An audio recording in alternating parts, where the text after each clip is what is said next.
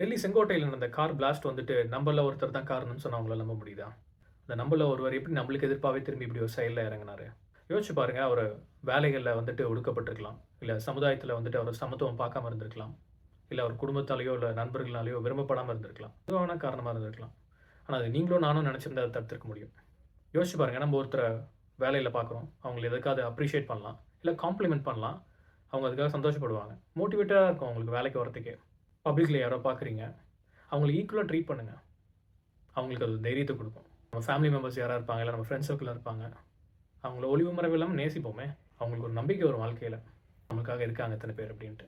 இதெல்லாம் இருந்திருந்தா, நம்மள்ல ஒருத்தர் நம்மளுக்கு எதிர்ப்பாவே திரும்பி இந்த செயல்ல ஈடுபட்டிருக்க மாட்டார்ன்னு நம்புறேன். பட் அதுக்காக அவர் செஞ்சது கரெக்ட்டோ, தப்போ அப்படிங்கிற நம்ம ஆர்குமென்ட்க்கே வரல. அது என்னைக்குமே சரியில்ல. அதே மாரி இந்த காரணங்கள காட்டி நீங்க உடைஞ்சு போயிட்டீங்களா? தவறான பாதையில திரும்பிடாதீங்க.